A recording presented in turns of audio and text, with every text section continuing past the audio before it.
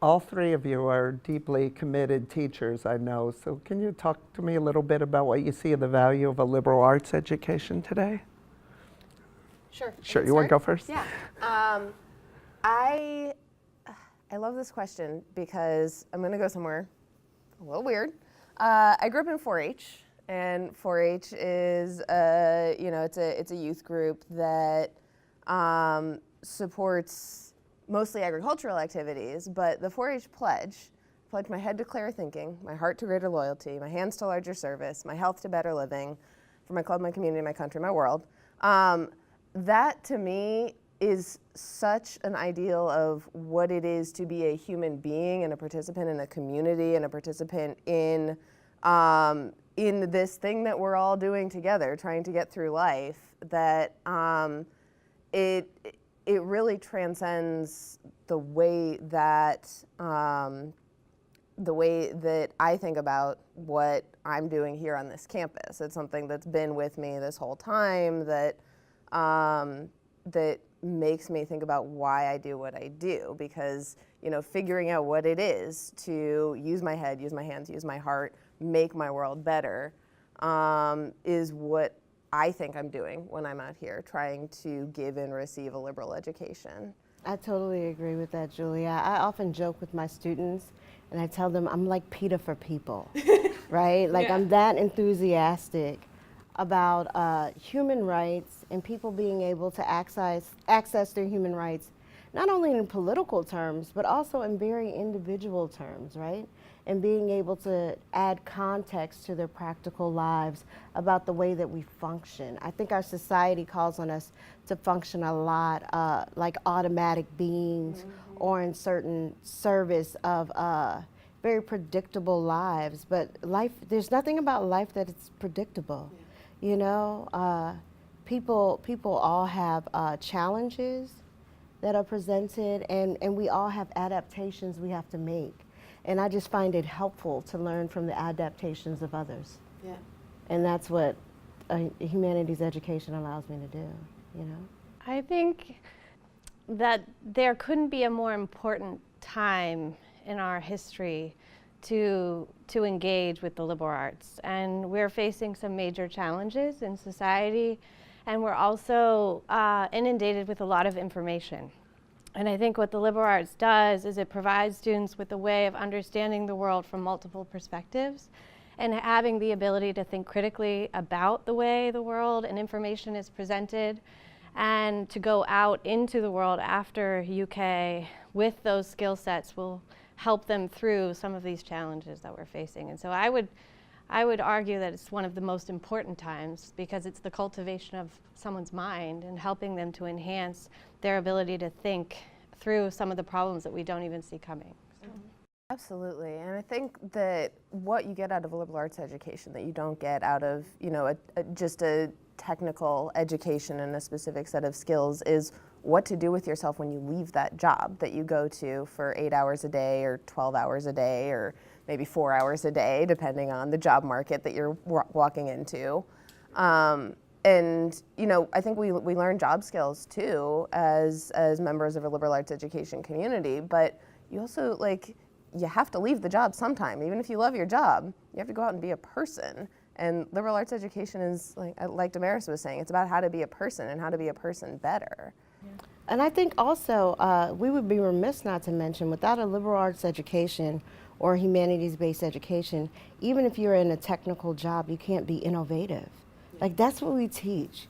We teach how to access the imaginative and the critical skills that have always been available to us from birth, right? And so rather than presenting a set of drill sets and technical exercises for people to perform in an automatic space, we actually teach them to innovate. And so without a humanities education, I don't know how many of what we call scientific progress or progress in business would actually happen, you know? So you mentioned earlier that nothing in life is predictable.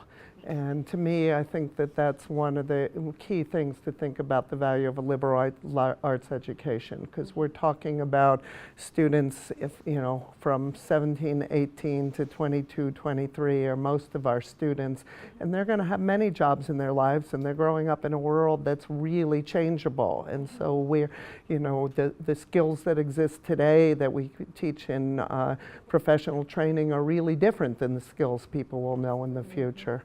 But I think that the critical thinking skills are, you know, go a lot farther. And I would be remiss not to mention, I used to work in private sector and in public, kind of like nonprofit political sector. And most executives spend 25% of their time correcting emails, making them, no, seriously, making them personable to spread throughout a corporate environment. So when we think of CFOs and CEOs that are making six figures, maybe $250,000 a year, and a quarter of that time and money is spent making people appear human, right? From themselves down through their subordinates. So I think we teach some very pertinent skills here, and we just have to learn how to contextualize them. So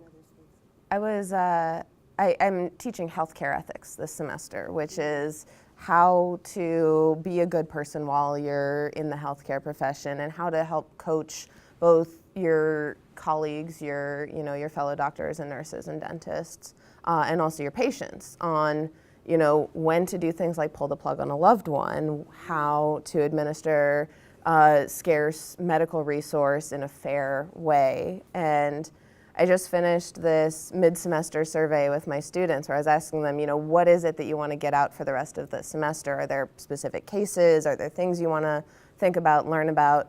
And I had two answers back to back that just keep sticking out in my mind while we're still thinking about what it is to do a liberal arts education. One student said, you know, the question that she really wanted to answer for herself by the end of the semester is, what is life? Right? That's a question that actually has a lot of medical impact. We think about what the beginnings of life are when we're trying to figure out, you know, whether or not it's okay to ever have an abortion, whether or not it's ever okay to artificially inseminate or do research on stem cells. But it's also, you know, that is not the professional question. That is the liberal arts question. It's the question about what it is that we're doing here. And, you know, the other question that really stuck out to me is, do I like what I'm doing? Do I like my major? We're teaching students who are still figuring out who they are and what they want to do. And through those unpredictabilities, through those ways that jobs change, professions change, interests change, we're teaching the skill set for them to be self-reflective, to think about how they want to move through the world and what tools they need to get them there. And jobs and skills are changing faster than ever. My favorite line with students is to say, when I went to college, Apple was a fruit. And think that now Apple's now the largest capitalized corporation in the world, and in fact, you know, what it stands for in the digital world is completely new in 50 years. It's amazing. Not that I went to school 50 years ago. So let me push a little farther. So one of the things, I think, Betsy, you mentioned critical thinking skills. So could we talk a little bit about what we mean by critical thinking skills? Yeah, you know, in my classes, I emphasize having students be exposed to all perspectives of the problem and or the idea. And I think the value of a liberal arts is that it does force students to understand an issue, a problem, an idea from multiple perspectives, and then be able to form their own in response to that. And one of my favorite things to teach to my students about critical thinking skills is that through society and in our history, some of the biggest ideas and innovative ways of thinking and ways of being in the world came out of strong critical thinking skills. It was challenging the status quo, challenging what we know and how we know it. And that brings innovation, that brings new ideas, that's how society progresses. And I think that's one of the basic foundations of a liberal arts. And I think that's why it's interesting that the liberal arts is criticized for presenting one maybe political agenda, but that actually isn't the foundation foundation of what a liberal arts degree is we provide our students with these ideas and say, this is how it's presented from either side. You build your own thinking towards it and be able to critically analyze it and then go forward and think of something new and exciting. And that's, to me, when they can do that, that's when you know you've done your job. I think that's a very perceptive comment. It also goes in tune with what we think about our roles in a very civic way, in a very Americanist way. One of the benefits of, I would say, like developing as a student in this cultural context is that we do teach innovation and critical thinking, not in terms, well, it can't really be taught outside of the humanities and a liberal arts education. And this actually gives students the advantage, as you were speaking about, but it also provides an intangible opportunity to begin to visualize and articulate what kind of world you would like for your grandchildren. Not your children, right? But your grandchildren. What kind of world would you like them to live in? You know? And so I think that's something that can't really be ignored. Absolutely. And so one of the things that really stands out to me, thinking about critical thinking, thinking about the tools and the skills that we teach students about not just what content is out there that they have to master, but how to navigate that content and then how to step back and reflect on it and learn and evaluate and judge and synthesize that into new creative ideas about what the world could be, what the world should be. The sciences, which are part of the liberal arts and a really important part of the liberal arts, tell us a lot about what we can do with technologies, with theories, with ideas. The humanities tell us what we should do, right? It was a group of scientists, but not solely scientists, who started protesting nuclear testing after we dropped the bomb on Hiroshima and Nagasaki. It was the philosopher Bertrand Russell who started a letter writing campaign to stop nuclear testing in Britain, and it was colleagues of his in the United States who looked back and said, hey, just because we could do that doesn't mean we should do that. Doesn't mean that, you know, every scientific idea or every idea is a good idea, right? We can have a lot of ideas, but without the tools of critical thinking, without the ability to judge and assess what it is that this idea says on its face, and then also what the implications are for our children, for our grandchildren, for our neighbors, for, you know, for our colleagues, for our friends. We can't really understand what the idea is without understanding its impact. So when we talk about judging and assessing, we're judging evidence, right? So whether it's in a chemistry lab or in an English course, what is the appropriate evidence for this hypothesis or that hypothesis, and what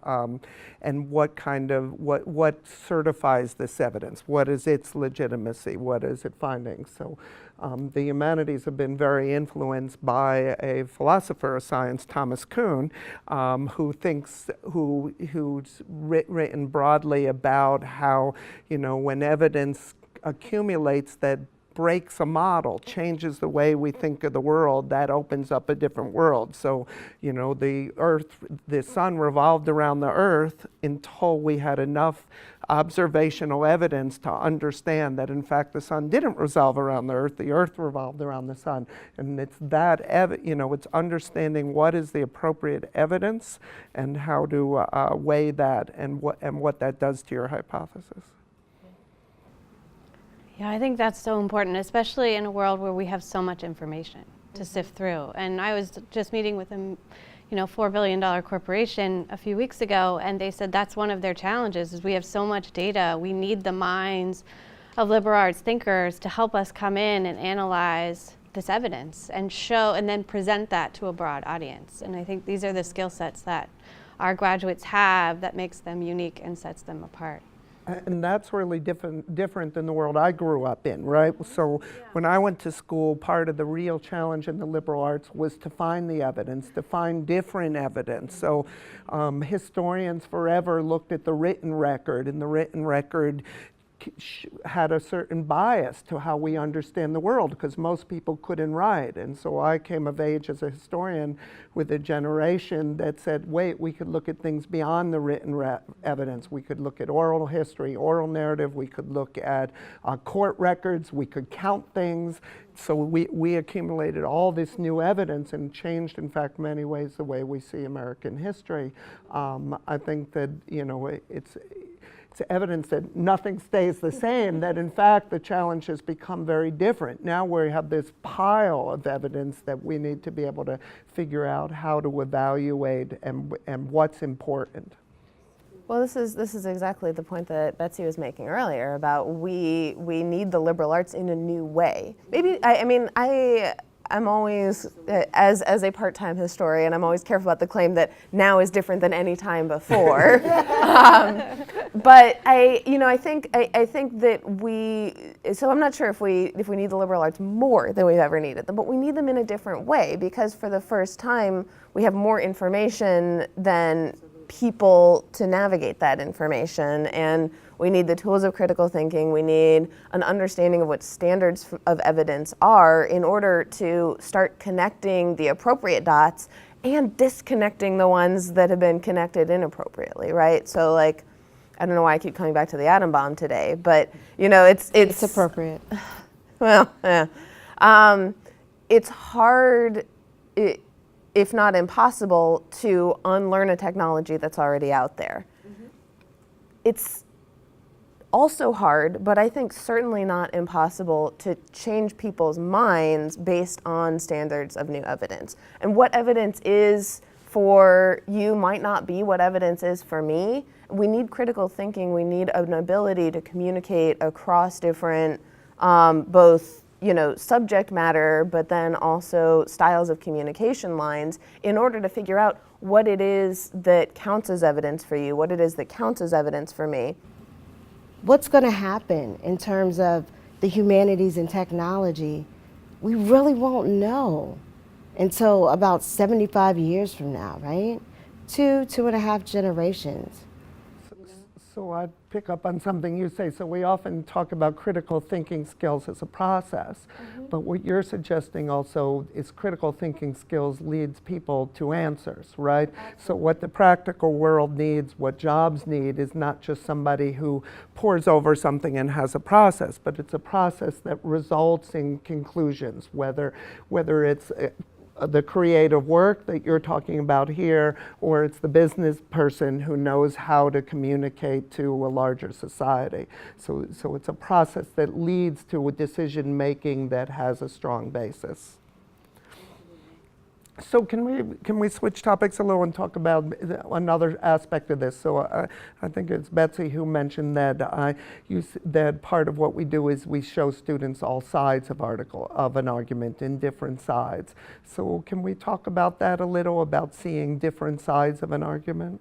Yeah, I mean, I think that's the basis of a liberal arts education, is making sure that students are able to look at evidence, look at all these different sides of a problem or an issue or an idea in society, and be able to be presented by our job as faculty is to present them with the different perspectives, and then allow them to hone their critical thinking skills to see where they fall and how they think about those different perspectives. So I think in my teaching it's always interesting, because my students always want to know what I think. They always say, oh, we're going to try and figure her out and figure out, you know, where she falls and what she thinks, because they think I'm, as a professor teaching them, I know it. And I said, no, that's not the point. The point is for you, for me to present you with everything, and for you to build your mind to be able to think back on how you feel and how you discern the information and how you decide and are able to understand it, and show me that you can do that. And when they can show me that they can do that, it means that we've done our job, I think. So it's an incredibly important part of the process of becoming a liberal arts student.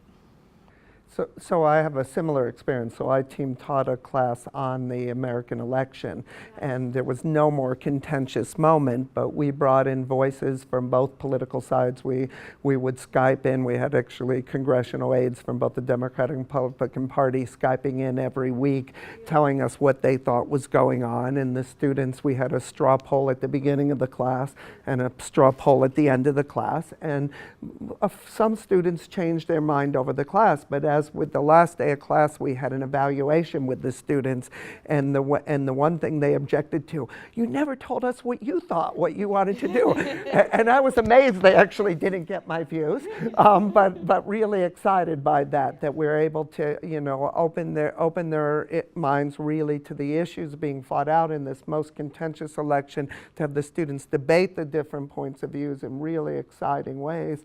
And yet, you know, facilitating that was actually my political view, right? So civil discourse is my political view.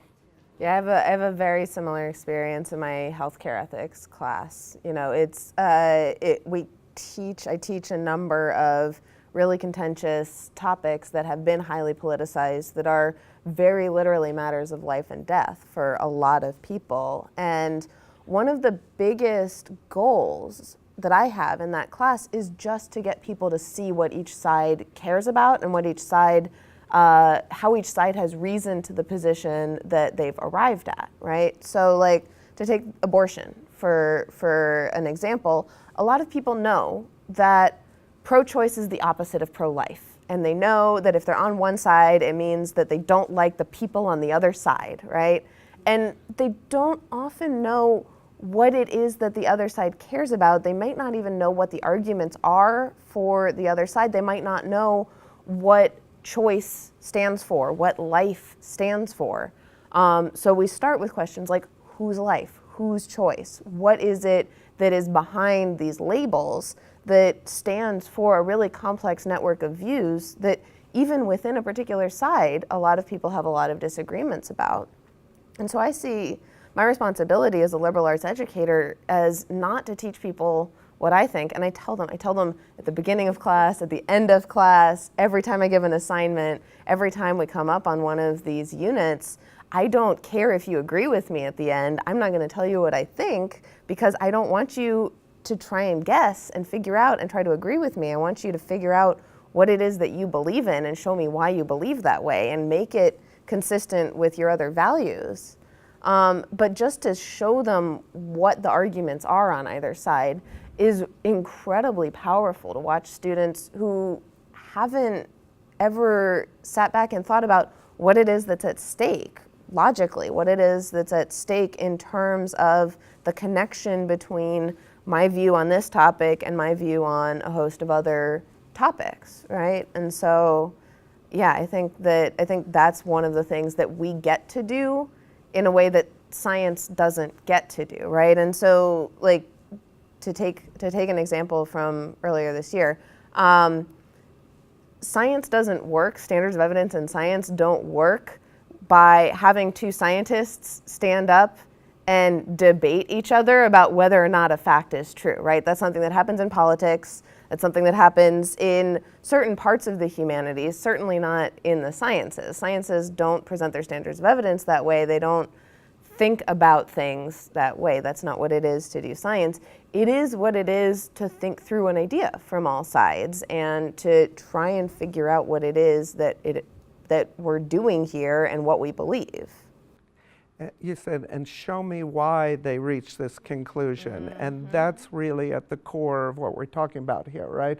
So the conclusion has to be based on a set of evidence and a set of values, and why that we have faith in that evidence. And I think we also teach our students how to present that in a civil way so people can hear them. And I'm always so impressed, UK, we have these teaching resources for faculty to help us in our classrooms learn to have students talk between each other who come from different perspectives. And so they're able to be articulate in the way that they present the perspective that they have, use the evidence that they have, and then to do it in a civil manner, which is really important in moving forward.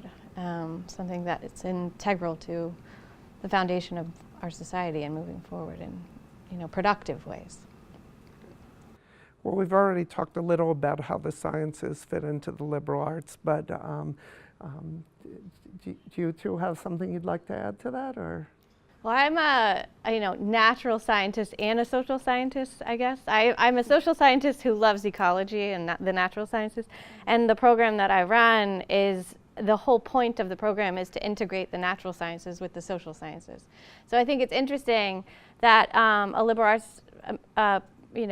arts degree is often considered just the humanities or just the social sciences, but we actually produce doctors. We produce really important scientists who are changing the world and how we know it in fundamental ways, and it's one of the most integral parts of a liberal arts degree. And I think that's what's so beautiful about it, is when students are freshmen, they take classes from all different disciplines, including the social sciences and the natural sciences. So when they're presented with a problem that integrates both, they're able to understand it because they've had exposure to that discipline, which is unique in the sense that if you're getting a technical degree, you're only exposed to that profession, whereas a liberal arts allows them to broaden their mind and think about it from different ways of knowing, from the natural to the social sciences.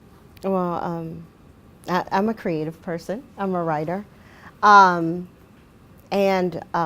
probably I've been deconstructing stories in my mind probably as long as I've been listening to them. But ironically, when I was given a type of evaluation for my best job, they said I mentally excelled at electronics. Right? And I was like, what? They were like, no, we need to give you a job with electronics. And I think that just speaks to the way that my mind processes patterns. And processing patterns is very helpful in storytelling and also very helpful in building narratives in the humanities and the liberal arts. And so I do integrate some aspects, of course, from technology as a 21st century writer and artist, and teaching others to communicate in that way, and literacies that their children will understand and their grandchildren will understand. And that, luckily, being here at the University of Kentucky is guaranteed to be archived for the next 2 centuries. And that is a remarkable advancement. So all of the work that my students produce in any of my courses are archived in special collections. And so with the help of technological advances and some of the concerns that are happening with our scientific research, it actually supports the human work that we're doing. So the humanities have been around so much longer than the sciences. And I just think, like, it's such a funny thing that we forget, because it's all STEM and maybe sometimes STEAM, and it's all about the profession of science, as if it's, as if this is the thing that we've been doing as humans for all of history. Science as a profession isn't even 200 years old, right? Writing as a profession has been around since the Bible. Since the Bible or before. And it's so funny when we think about ancient cultures. Some of the premier thinkers and writers were also scientists, and considering the technology that they used, some of these ancient cultures were far more advanced than how we operate, I think in some ways, because of the training or the privilege that some people provide to sciences, we have been limiting the possibilities absolutely. of humanity. Absolutely. Like, it's only been within the last 100 years or so that people who don't look a certain way, and I'll let you guess which way, have been allowed to do science, right? Science used to be an activity that was funded by some noble giving money to a person to do stuff, or you had your own money and you could go do stuff as a hobby, right? It was something that you do with your free time, like playing soccer. I want to say, like, do science publicly, like in ways that we document. Because I think, like, 4-year-olds do science. When they figure out that you can put dish detergent in a bathtub or bubble bath in a bathtub, they're beginning that process. So yeah, absolutely. I think too, the idea of a liberal arts and being exposed to biology and chemistry and the natural sciences fields allows liberal arts graduates to have a mind with which, when they go out into the world and they hear about a problem like climate change or something like that, they can understand and discern, oh, that's how that scientist got to that conclusion based on the data that they collected, because a liberal arts degree requires them to have exposure to that field. And I think that's really important too, is because they can kind of understand where the foundation is for the ways in which we conceptualize some of the major issues that we see in society. So I want to pick up on the point you made before, which is about that we provide the basis for professional training. So we don't, we don't teach pre-medical school. We give our students a broad-based liberal arts education with a lot of support in biology and chemistry, and then they go to medical school to become doctors. Most of the, at UK, the vast majority of students who go to medical school get a degree in liberal arts. That's true around the country. The same thing is true for law school. The vast majority of people who go to law school have a broad-based liberal arts background. The same is true for business, that many successful business people have their background in liberal arts and the type of critical thinking skills we were talking about. No, it was interesting. I had a conversation with someone who works at the leading investment banking firm in Chicago, and he said, we'll hire the people who come with the technical skills from business degrees or something, and they can do the work. They're great employees. But what we invest in is our liberal arts hires, because that's the mind that we need to innovate when we see something we don't anticipate happening, and to be able to have those critical thinking skills and to be able to problem solve in a way that the liberal arts degree cultivates the mind, and that's the person they invest in, which I thought was really interesting, is that they can hire someone with the technical skills and they know what they're going to get.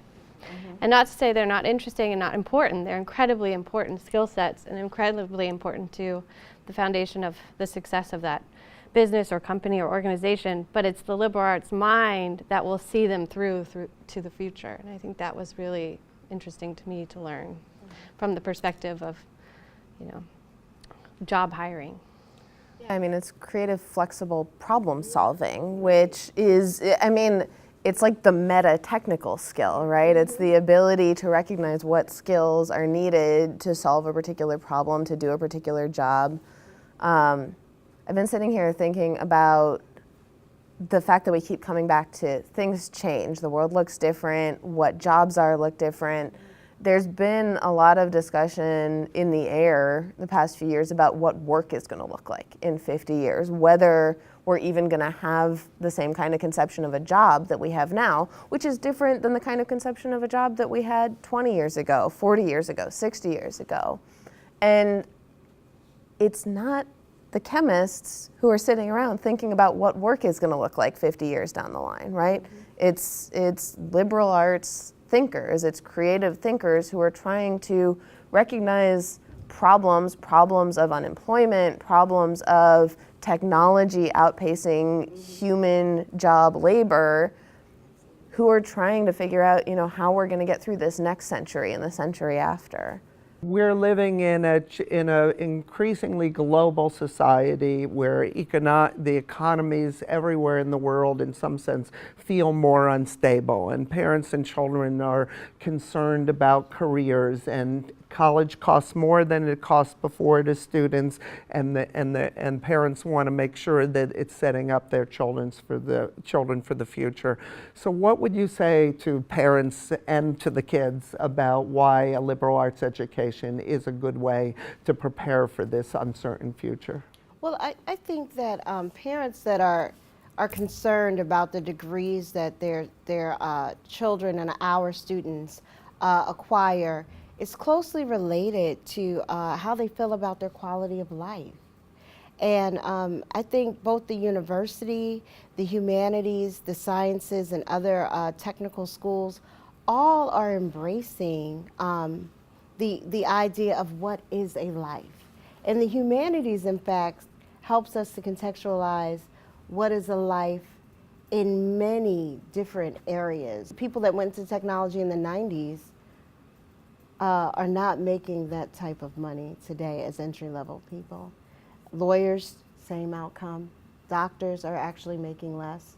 So it's going to be the innovators and the people that actually consider the quality of life that are probably going to see the greatest increases in salary. I think as a faculty member too, we invest in a lot of time in helping our students understand what career options are available to them with a liberal arts degree. So I think that there is a misconception that we don't prepare our students for actual careers in the real world. We have a speaker series that comes in from people working in all different kinds of fields to expose students to this is what we're looking for, this is what you need to get this job. And it's really been fascinating to hear from these employers saying, we're really interested in you as a liberal arts student because your mind is so interesting, because you've been exposed to so many different ideas and ways of thinking, that we are investing in that kind of person. It's our job as well to make sure that they know what they can do with the degree after college. Absolutely. I think that in the way that science has been elevated in the 20th century, the idea that what you're getting out of a college education is a certain amount of content downloaded to your brain that you didn't have there before, and the ability to navigate that content critically and with good judgment and to recognize what kind of information is going to solve what kinds of problems is what you get out of a liberal education, right? And so philosophy majors also have options. They have options about how to respond to the changing world in a way that if what you came to college to get and what you leave college with is just a set of technical skills, you don't have those options for when the world changes and doesn't need those skills anymore. And the one thing that we've seen is that the world's going to change and you're not going to need the same skills that you learn in college on the technical side. You are going to need problem-solving skills for the rest of your life, right? Because life is just problems, one after another. Medical schools are interested not just in biology majors, but biology majors maybe double majoring in religion. Or if you're getting a nursing degree, they're really interested in a candidate who has a background in nursing, but also in the liberal arts and sciences with sociology. How does society work? How do they function? How can I understand this patient's background to give them better care in the future? So I think it's really important, at UK that they can have access to both worlds to make them a better candidate on the market when they get there too. My job here for the last 9 years, I've gotten to know a lot of alums from our college, a lot of very successful people, doctors and lawyers, but also a lot of business people. And and to a person, I hear the same story. They talk back to their English major, their biology major, their philosophy major, and how they went through many steps in their career and different changes. And in later life, they realized that in fact their liberal arts education was really important to their key as success as a businessman or a businesswoman. And it's pretty neat to hear them talk so excitingly about their college education. Well, thank you very much for spending the time and talk to me about this morning. I really appreciate it.